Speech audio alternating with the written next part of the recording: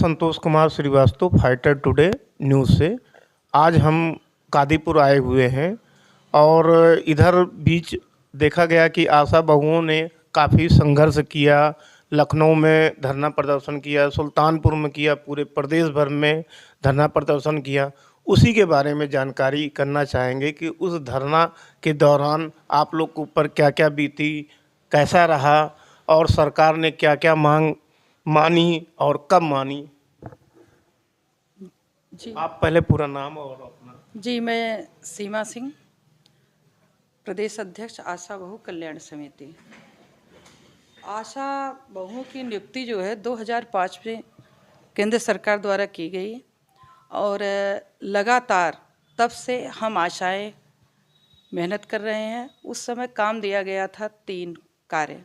संस्थागत प्रसव कराना पहला, दूसरा जो है 0 से 5 साल के बच्चों का पूर्व प्रतिरक्षीकरण कराना, तीसरा पोलियो से मुक्त कराना। तो ये हम लोग जो है सन 2012 तक पूरी तरीके से कार्य किया। उस समय अपना नाम था आशा बहुओं का कि आपको राष्ट्रीय ग्रामीण स्वास्थ्य मिशन के अंतर्गत कार्य करना है। लेकिन उसके बाद जो है कि 2012 के बाद राष्ट्रीय स्वास्थ्य मिशन के अंतर्गत हो गया। उस समय पहले तो 3 मद का काम करना था, लेकिन उसके बाद जो है 13 मद का कार्य करना पड़ा। आज के समय में कम से कम 49 मद पे काम करना पड़ रहा है, लेकिन सैलरी के रूप में, अमानदेय के रूप में बिल्कुल ना के बराबर है। क्योंकि आशा बहुओं को जो कार्य दिया गया है, पर डे उनको एक घर से लेकर के 20 घर का सर्वे करना। दूसरी चीज़ है, हमारे 2015 में हमारी आशा संगिनी की भी नियुक्ति हुई। वो भी नियुक्ति की गई आशा में से ही, जो सुपर थी। अच्छा, आशा संघनी कहा जाता है कि आशा बहू कहा जाता है, क्या मतलब क्या? देखिए, आशा बहू तो पहले थी, लेकिन 2015 में 20 आशा पे एक संगिनी बनाई गई। अच्छा। जिसका नाम है आशा संगिनी। आशा संगिनी को 20,000 की आबादी दे दी गई कि आपको जो 20 आशाएं मिलेंगी, उन 20 आशाओं को ट्रेंड करना है। जैसे बाउचर बनाने में उनको कोई दिक्कत हो रही है, सर्वे करने में कोई दिक्कत हो रही है, या क्षेत्र में जाने में कोई समस्या हो रही है, बच्चे का विजिट करने में, जैसे HbA1c हुआ, तो इस सब में आपको जो है 24 विजिट करके उन आशाओं को सक्रिय बनाना है। और सक्रिय बनाते हुए हमारे कार्य की जितनी भी योजना है हमारी सरकार की, पूर्ण रूप से 100% सफल होनी चाहिए। तो 100% तो सफल हो भी रही है।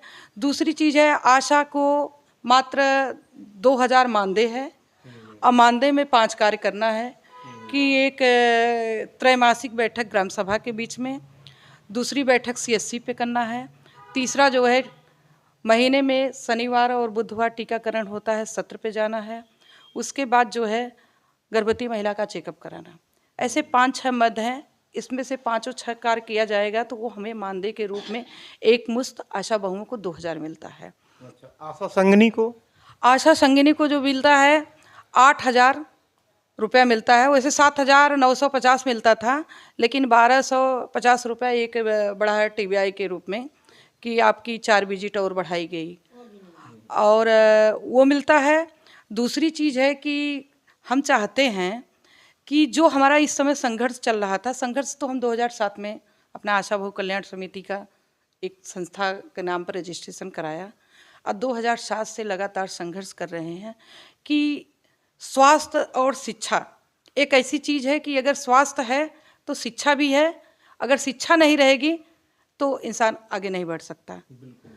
तो स्वास्थ्य के प्रति जो है कि पूरा 100% हम लोगों ने प्रयास करके आज जो है ग्राम सभा में, चाहे डायबिटीज़ के पेशेंट हैं, चाहे BP के पेशेंट हैं, चाहे फाइलेरिया के हैं, चाहे किसी भी तरीके की बीमारी है, पूरी की पूरी तरीके हम लोग संस्थागत पहुंचा करके उनको पूरा लाभ दिला रहे हैं। अच्छा, ये जो आप लोग ने धरना प्रदर्शन किया जो है, इसका लाभ क्या बातचीत हुई वहाँ आपकी लखनऊ में कि जिससे आप लोग ने धरना ख़त्म किया जो है, क्या चर्चाएं हुई जो है?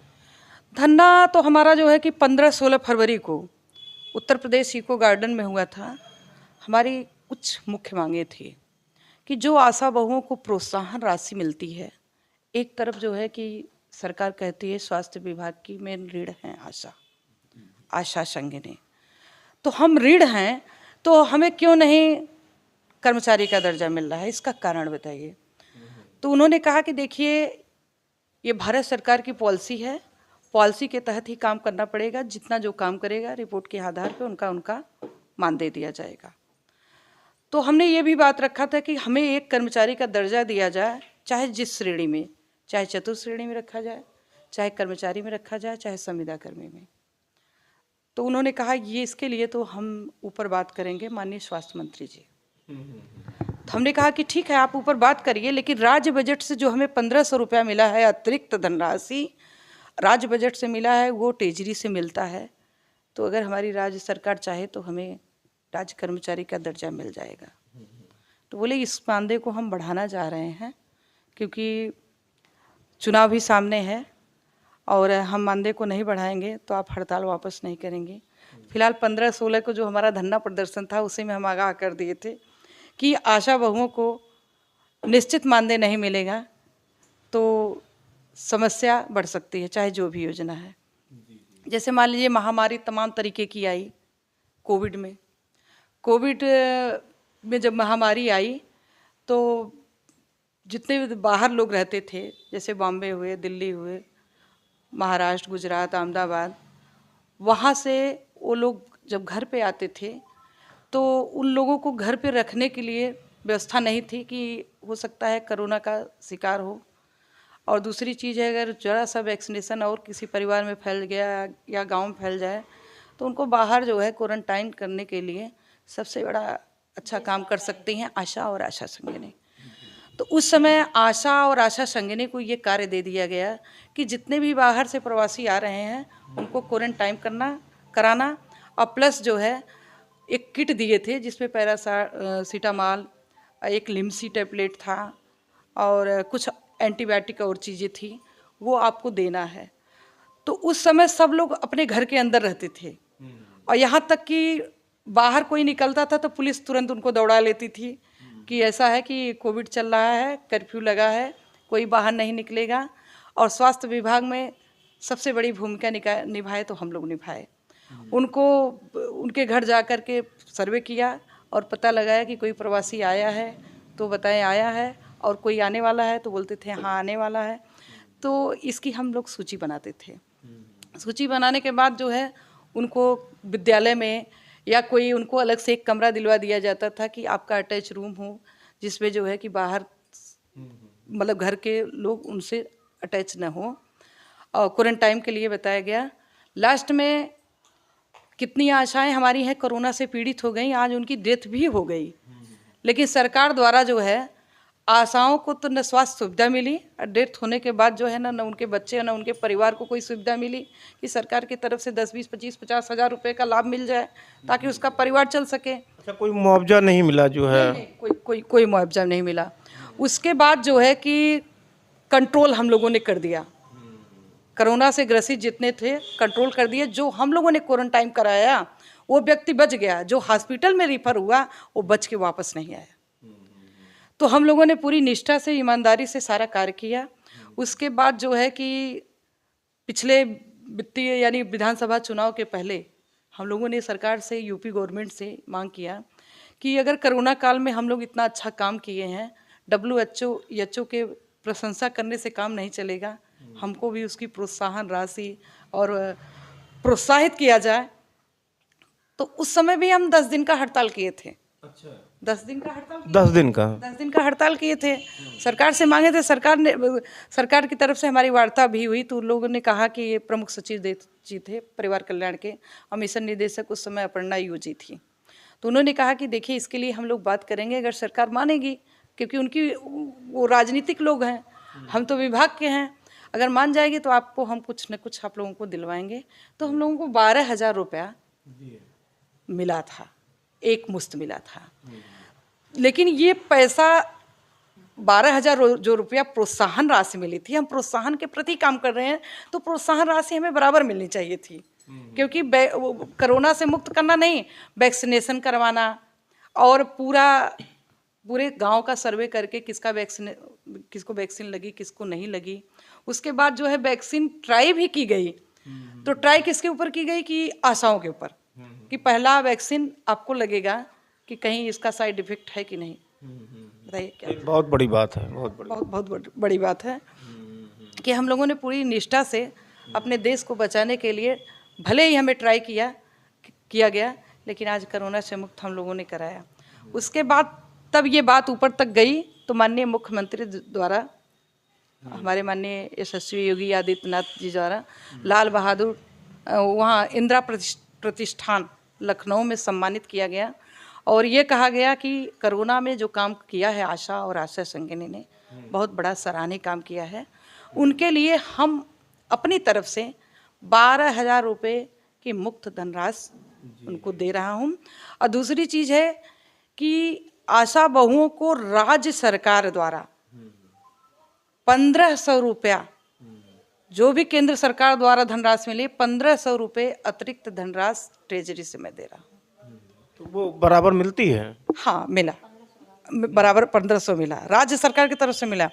और तीसरी चीज़ कि आशाओं और संगिनियों का इतना बड़ा योगदान था कि उनके कार्य के लिए जैसे स्मार्टफोन भी होना ज़रूरी है।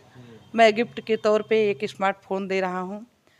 और उससे ताकि जो है उनका मानदेय जो बीच के बिचौलिया ले लेते थे, ऑनलाइन अपनी रिपोर्टिंग करेंगी, ऑनलाइन काम करेंगी, ई कवच पर लोड करेंगी, तो उनका पेमेंट जो है, जो भी मानदेय है, समय से उनके खाते में पहुंच जाएगा। लेकिन पहुंच जाएगा। उसके बाद जो है कि सरकार जिस दिन अलाउंस की 10 जनवरी को, 11 जनवरी को आचार संहिता लग गई।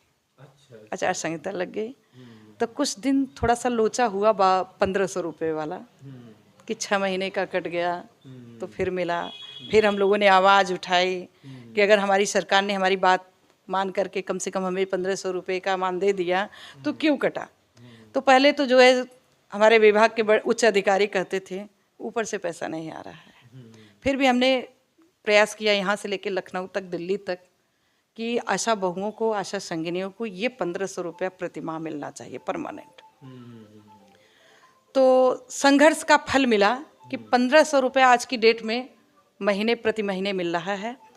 दूसरी चीज़ है मोबाइल जो मिली, मोबाइल में मिली तो एक बार बड़ी खुशी हुई कि हम लोगों को स्मार्टफोन मिला। क्षेत्र में जाएंगे, काम करेंगे, और काम करने के साथ साथ अपना वो दिखाएंगे ऑनलाइन, तो उसमें जो है अच्छा लगा। लेकिन बाद में उसमें तमाम काम आ गए कि आपको गोल्डन कार्ड बनाना है, मोबाइल पे एक ऐप मिलेगा, उस ऐप के माध्यम से।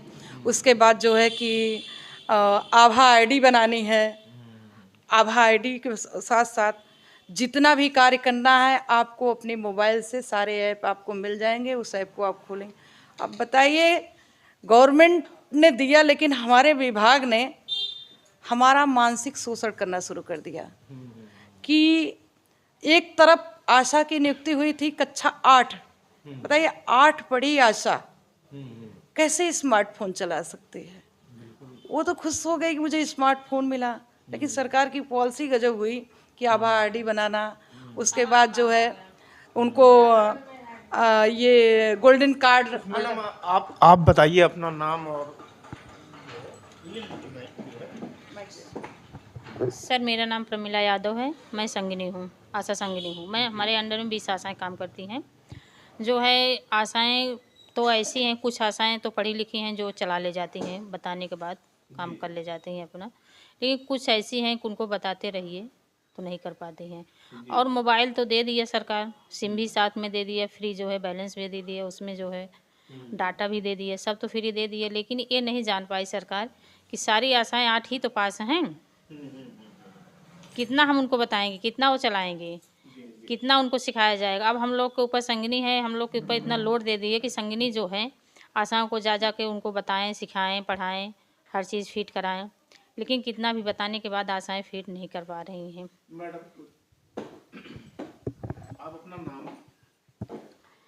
मेरा नाम इंदुमती सरकार, हम कादीपुर CSC के संगिनी हूँ। मेरे अंडर में 23 आशा काम करती हैं। लेकिन ये 23 आशा कैसे है वो तो संगनी जानता है।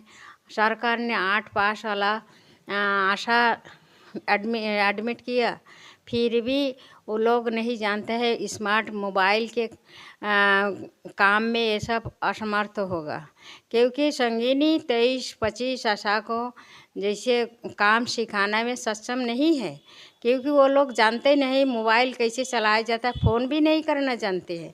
लेकिन सरकार ने इतना बड़ा दबाव डाला है कि संगिनी और आशा बहुत परेशान हैं। सरकार के समझना चाहिए कि इतना बड़ा काम 8 पास आशा 5 पास आशा कैसे करेगी। संगिनी है 12 क्लास BA MA हो सकती है, लेकिन उसके दिमाग में ये बात मोबाइल से काम करना कैसे घुसाएंगे जो मोबाइल चलाना नहीं जानती है। सर मेरा नाम सुनीता देवी, आशा संगनी, बनके गांव कादीपुर। कोई समस्या? जी सर बहुत समस्या, हम लोग को सर बहुत काम करना पड़ता है और सैलरी भी नहीं मिलती है। और आशा को एक एक औरत पढ़ाना बहुत गाढ़ रहता है सर, बच्चे पढ़ाना आसान रहता है। 8वीं पास जो है सरकार नियुक्ति कर दिया है, वो हम लोग बहुत मेहनत कर रहे हैं, लेकिन तब भी आशा नहीं कर पा रही। मोबाइल की जो सिस्टम है ये बहुत ख़राब कर दिया है, कोई नहीं समझ कर पा रही है। अब हम लोग कितना काम करें, उन लोग को काम देखें कि मोबाइल सिखाएं कि सर्वे कराएं।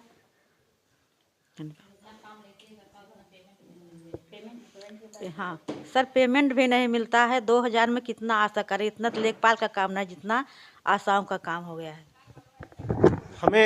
हमें ऐसा लगता है कि आप लोग को मोबाइल देकर सरकार ने जो है झुंझुना पकड़ाया जो है, वो एक तरह का उन्होंने इस तरह दे दिया।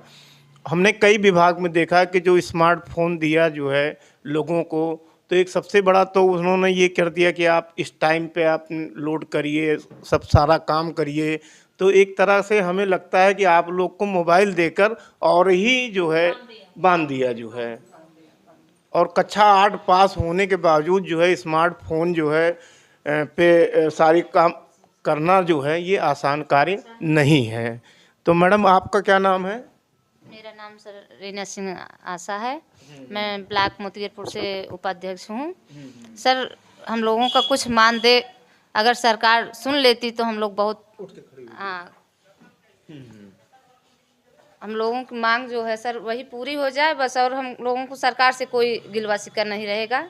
जो कुछ भी है सब करेंगे अपना, इससे दिक्कत नहीं है सर। लेकिन यही मानदेय के लिए हम लोग बहुत परेशान हैं, इतना रात दिन हम लोग दौड़ रहे हैं और मानदेय कुछ मिल नहीं रहा। अच्छा एक क्वेश्चन है, आप जवाब दीजिएगा कि आशा जो है क्या मानक है, जैसे कि आशा बनने के लिए जो है क्या मानक है? कक्षा 8 पास आपने बताया जो है, तो ये चलिए हम अध्यक्ष जी से पूछते हैं कि क्या मानक है मैडम जो है? मानक है कि आशा एक्रीडेटेड सोशल हेल्थ एक्टिविस्ट, एक सामाजिक स्वास्थ्य कार्यकर्ता मान्यता प्राप्त है। और आशा बहुओं को पूर्व प्रशिक्षित भी किया गया है। प्रशिक्षित में जैसे मान लीजिए कि प्रसव कैसे होता है, किस स्थिति में आपको संस्थागत लाना है, और दूसरी चीज़ है कि लक्षण पता करना, गर्भवती महिला को क्या दिक्कत हो रही है, इस समस्या में कौन सी जांच होनी चाहिए। तो एक तरफ सामाजिक स्वास्थ्य कार्यकर्ता मान्यता प्राप्त हैं, उसके बाद जो है सरकार जो कुछ कर रही है, मान लीजिए कोई 8 पास है, कोई हाई स्कूल है, कोई इंटर है, कोई BA है, लेकिन मजदूर एक होता है, उसका तो कोई ये लिमिट नहीं होता है कि आपका एजुकेशन क्या है, आपका कार्य क्या है। जैसे सफाई कर्मी का एजुकेशन हाई स्कूल इंटर, कक्षा 8 है तब भी वो सफाई कर्मी बना। लेकिन एक सफाई कर्मी मजदूर यानी चतुर्थ श्रेणी का है, उसकी सैलरी इस समय 38 से 40 हज़ार है। ठीक है, हम कक्षा 8 पास हैं या हाई स्कूल हैं या इंटर है, लेकिन एक मानक था कि 1000 की आबादी में स्वास्थ्य विभाग से लोग वंचित हैं, स्वास्थ्य से, कि ये कहाँ जाए जो इनका इलाज हो सके। तो हम तो गवर्नमेंट की पॉलिसी को पूरा कर रहे हैं ना, अपने भारत देश को बचा रहे हैं। जनसंख्या जैसे मातृ मृत्यु दर में कमी लाया,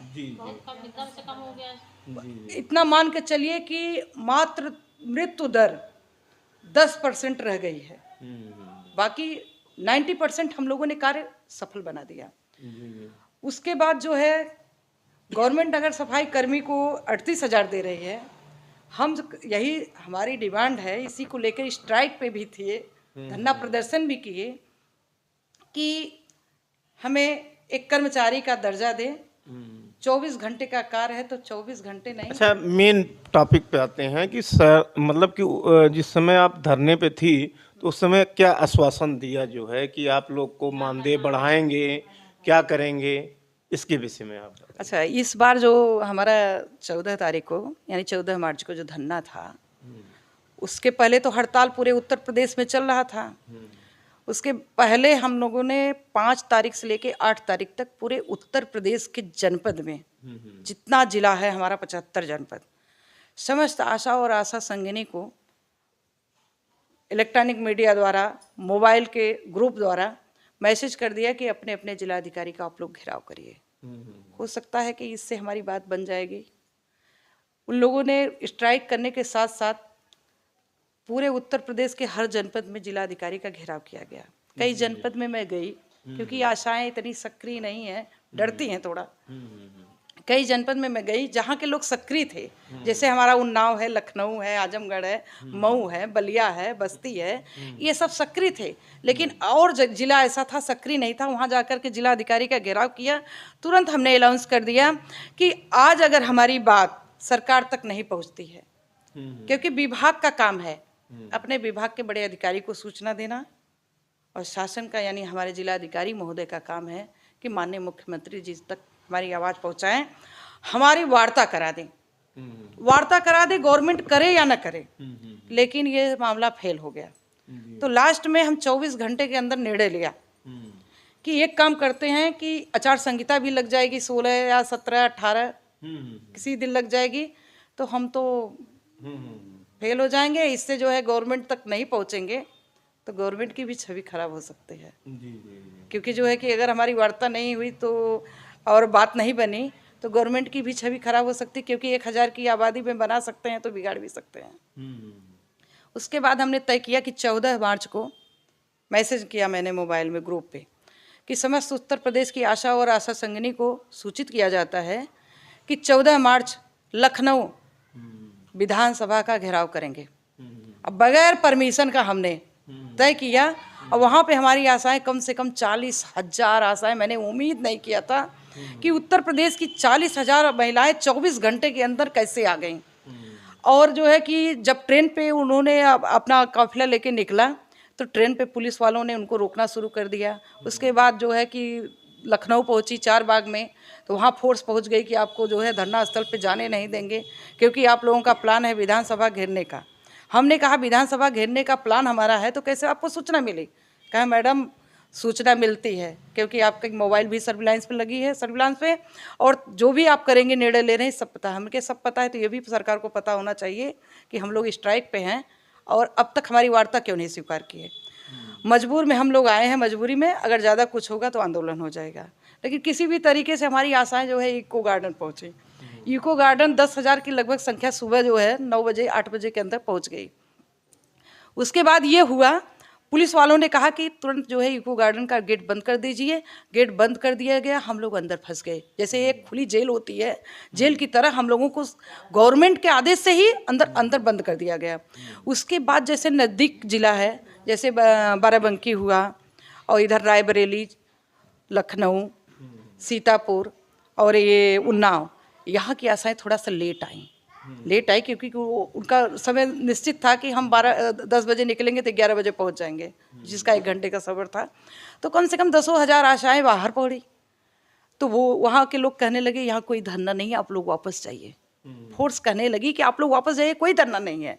तो कुछ आशाओं ने मेरे पास फ़ोन किया, दीदी आप हो कहाँ? हमने कहा इको गार्डन के अंदर हम लोग कैद कर दिए गए हैं। तो कहा तब क्या? हमने कहा कि तुम लोग कितने लोग हो? कहें दीदी हम लोग तो वैसे 1000-1200 तक आ गए। हम क्या, अरे 1000-1200 तक आ गई? तो एक काम करो, चक्का जाम कर दो। और उसी बगल में माननीय स्वास्थ्य मंत्री जी का प्रोग्राम था उसी दिन 11 बजे, हमारे डिप्टी सीएम माननीय ब्रिजेश पाठक जी का। अब ब्रिजेश पाठक जी का कार्यक्रम भंग हो गया, क्योंकि चक्का जाम हो गया, बाहर चक्का जाम। तो पुलिस फोर्स पूरी आ गई और आशाओं के ऊपर बोली कि लाठी चार्ज कर देंगे और गाड़ी में भर के जेल भेज देंगे। तो हमारी आशाओं ने कहा कि जेल भेज दीजिए, और नारा लगाने लगी, ये महिलाएं कहाँ चली, जेल चली भाई, जेल चली। तो वो पुलिस हार गई लास्ट में, बोली कि आप लोग कैसे ये चक्का जाम हटाएंगे, क्योंकि हमारी नौकरी चली जाएगी, हमने आपको परमिशन दिया था। तो बोले हमारी प्रदेश अध्यक्ष सीमा जी को बाहर निकाल दीजिए, हम अपना चक्का जाम हटा देंगे। इतने में जो है कि मेरे पास फोर्स आई, बोली सीमा जी आप बाहर जाइए, चलिए।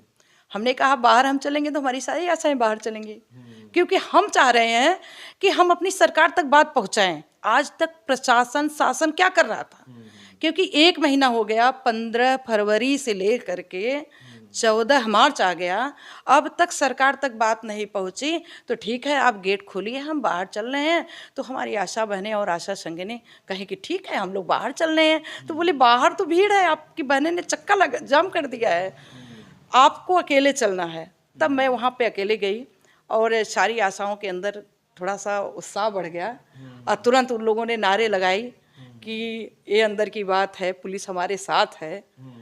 और पुलिस ने जब हमसे वार्ता किया कि आप चाह क्या रहे हैं, किससे वार्ता चाह रहे हैं, हमने कहा चाहे सीएम साहब से वार्ता हो जाए, चाहे डिप्टी सीएम माननीय ब्रजेश पाठक जी से, 2 में एक ही वार्ता। कहें ये तो संभव नहीं है। हमने कहा संभव नहीं है तो आप झेलो। हम तुरंत अंदर की तरफ चल रहे, तुरंत बाहर से गेट बंद कर दिया, आपको अंदर नहीं जाने देंगे। उसके बाद अंदर मैंने तो फोन कर दिया, हमने कहा तुम लोग एक काम करो, पूरा इको गार्डन का गेट जाम कर दो, न कोई पार्किंग गाड़ी अंदर जाएगी न बाहर आएगी, और सारे जितने भी विभाग के अधिकारी लोग हैं उसी में फंसे रहेंगे। अंदर वो लोग जो है पूरा गेट पे, बाहर अंदर दोनों तरफ आंदोलन शुरू हुआ। उसके बाद जो है 2 बजे के लगभग हमारे माननीय जो हजरतगंज के पुलिस अधीक्षक महोदय हैं, उनके द्वारा मुझे समझाया गया कि आपकी डिप्टी सीएम साहब से वार्ता स्वीकार हो गई है। हमने कहा कितने बजे, बोले 3 बजे। हमने कहा ठीक है। तो कहा तब आप अपनी महिलाओं को या तो अंदर कर लीजिए। हमने कहा अंदर तब तक नहीं करेंगे जब तक हमें लिखित नहीं मिल जाएगा। तो लिखित में मिला कि डिप्टी सीएम साहब आपकी वार्ता करेंगे, और गए हैं इस समय सीतापुर, लेकिन 3 बजे वो वापस आ जाएंगे। उसी बात को लेकर मैंने आशाओं को सबको अंदर किया, संगिनियों को अंदर किया। उसके बाद मेरी वार्ता, मेरी प्रदेश की कमेटी थी और कुछ जिला अध्यक्ष थी, करीब 8 लोगों को लेकर के माननीय डिप्टी सीएम के पास राजभवन कॉलोनी पहुँचे।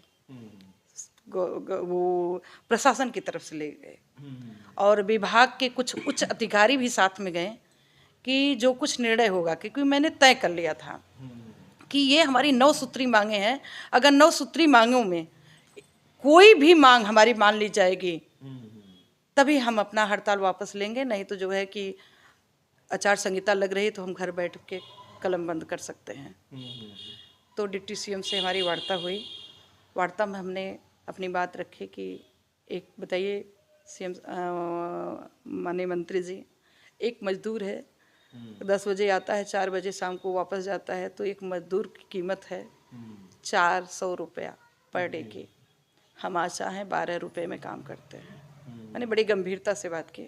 और हमारी आशाएं संगिनी जो हैं, आशा संगिनी, वो 20,000 की आबादी की कैसे विजिट करती हैं, जो कि उनको सिर्फ यात्रा भत्ता का पैसा मिलता है, कोई अतिरिक्त बांधे नहीं है। अगर हमारे माननीय मुख्यमंत्री जी हमें राज्य सरकार से 1500 रुपया दिए हैं, तो 15 की जगह जो है कम से कम 4 गुना कर दें। कहें 4 गुना यानी 4500। हमने कहा हाँ। कहें हम अपनी तरफ से कह रहे हैं 5000 राज्य सरकार की तरफ से आपको मिलेगा, लेकिन इसके लिए हमें बैठक करनी पड़ेगी। तो हमने कहा ठीक है। उसके बाद दूसरा मुद्दा उन्होंने कहा कि देखिए ये केंद्र सरकार की पॉलिसी है, इसलिए हम राज्य कर्मचारी या केंद्र कर्मचारी या संविदा कर्मचारी या चतुर्थ श्रेणी में रखने का अधिकार हमारा नहीं है। हमने कहा ये पूरे भारत में 28 राज्यों में स्कीम चल रही है। अगर मध्य प्रदेश में मानदेय अगर आशा बहुओं का 6000 है और उसके अतिरिक्त जो है 49 मद के कार्य का पैसा है, तो उसी तरीके से हमें जो है एक फिक्स 5,000, 6,000, 7,000, 8,000 कर दीजिए, उसके बाद कार्य का जो पैसा है वाउचर का उस हिसाब से करेंगे। तो उन्होंने एक शब्द कहा कि आपने जो मांग किया है कि हमें किसी श्रेणी में रखा जाए, तो इसके लिए हम जो है भारत सरकार से बातचीत करेंगे और जल्द ही आशा बहुओं को और आशा संगिनियों को किसी श्रेणी में रख लेंगे। हमने कहा धन्यवाद, ये तो बहुत संतुष्ट हम हैं। कहें उसके अलावा आपने ये चीज कहा कि जो भी हमारा प्रोत्साहन राशि का पैसा है 2 महीने 3 महीने गायब कर दिया जाता है। और इस समय हम परिवार चलाने में असमर्थ हैं, तो ये दिन अब आपको नहीं देखना पड़ेगा, क्योंकि आपके माननीय स्वास्थ्य मंत्री जी का निर्णय है।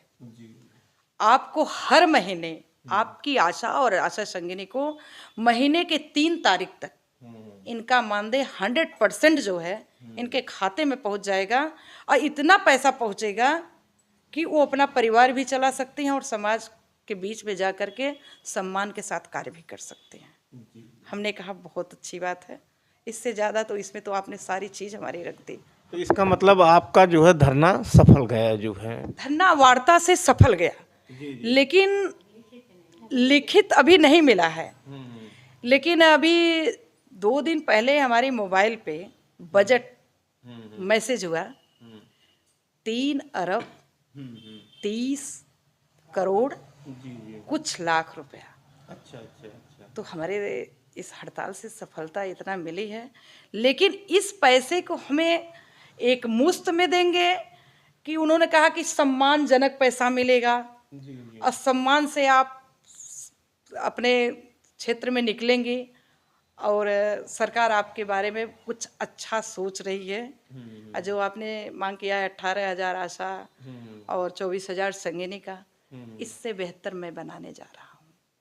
तो इसी बात को अब वार्ता से ही हमने कहा, तब हम अपना स्ट्राइक वापस लें, तो उन्होंने हंस के कहा बिल्कुल वापस लीजिए। हमने कहा देखिए, स्ट्राइक में हमने स्ट्राइक किया था आपके लिए, हम अपने विभाग के लिए नहीं किया था कि हमारे सीएमओ साहब से कोई झगड़ा है या मांग किया है या सीएससी के अधीक्षक से या जो है कि मिशन निदेशक या एचएम से हमने स्ट्राइक किया, लेकिन हो सकता है हमारा मानदेय 2 महीना का रोक लिया जाए। कहा कौन रोकेगा? हमने कहा सीएमओ रोक सकते हैं, अधीक्षक रोक सकते हैं, बीसीपीएम रोक सकते हैं। उन्होंने कहा कि आपने सरकार से मांग करने के लिए स्ट्राइक किया था, अपने विभाग के लिए स्ट्राइक नहीं किया था। अगर आपका पैसा रोका जाएगा तो सारी जिम्मेदारी हमारी है, और आप तत्काल मुझसे 5 लोगों से आके मिलिए, और मिलने के बाद हमें उस अधिकारी का नाम बताइए, मैं उसको सस्पेंड करूंगा और जो संविदा कर्मी है उसको मैं बर्खास्त करूंगा। हमने कहा धन्यवाद, मैं आपसे 3 अप्रैल से के पहले मिलूंगी, क्योंकि पुराना बजट तो सत्र खत्म हो रहा है मार्च में। अगर 3 अप्रैल को हमारा मानदेय अच्छा आ गया तो ठीक है, अगर नहीं आया तो मई में लोकसभा का चुनाव है, और चुनाव में हम कुछ गलत कर बैठेंगे, क्योंकि हर 1,000 की आबादी में हमारी टीम है। उन्होंने कहा ऐसा करने की जरूरत नहीं है। आशा बहु कल्याण समिति के सलाहकार हैं भाई साहब, इनसे जानकारी करते हैं कि क्या क्या संघर्ष आशा बहुओं ने किया। जो जी नमस्कार भाई साहब, मेरा नाम प्रदीप कुमार, और मैं आशा बहुओं को दर्द को देख के बड़ा भावुक रहता हूँ, और इनके साथ चाहता हूँ कि न्याय हो, सरकार इनको न्याय दे। एक्चुअली आप लोगों ने इतना संघर्ष किया है और इतना संघर्ष कर रही हैं कि मैं बता नहीं सकता हूँ। मैंने देखा है कि रात में बारिश हो रही है तो आपको ये कॉल आता है कि आप तुरंत आइए, और बच्चे रो रहे हैं, बारिश हो रही है, ये ना देखते हुए और आप लोग तुरंत निकल जाती हैं, और ये भी नहीं देखती कि हम क्या पहने हैं, क्या ओढ़े हैं। मतलब ये आप लोगों की मतलब जागरूकता है, ये आप लोग पब्लिक के प्रति आपका वो भाव है। और सरकार की कोई भी मंशा हो, इवन वो चाहे वो पोलियो हो या आपका कोरोना आया है, इसमें प्रथम अगर किसी ने बड़ा सहयोग किया वो है आशा बहुएं। मैं मतलब इनको वंदन करता हूँ, नमन करता हूँ ऐसे महिलाओं को, और सरकार की तरफ से मैं डिमांड करता हूँ कि आपके लिए निश्चित रूप से एक बड़ा मानदेय दिया जाए। जिस तरह से इनका वर्क है, लोग 8 घंटे वर्क करके और 50,000, 1,00,000, 60,000, 70,000 रुपये कमा रहे हैं, और ये तो 24 आवर्स की नौकर हैं। 24 आवर्स मीन्स 7 to 11 और 24 आवर्स। संडे क्या मतलब है? संडे को अगर किसी की डिलीवरी हो गई और रात में 12 बजे इनको उठना है, आना है, जाना है, करना है, और वो नहीं देखते हैं कि मेरे बच्चे सो रहे हैं, जग रहे हैं, पति कैसा है, माँ कैसी है, सास कैसी है। तो मैं सरकार से डिमांड करता हूँ कि आपकी भावनाओं को सोचा जाए, आपकी बातों को समझा जाए, और एक अच्छा मानदेय आप लोगों के लिए निश्चित किया जाए। बहुत बहुत धन्यवाद सर।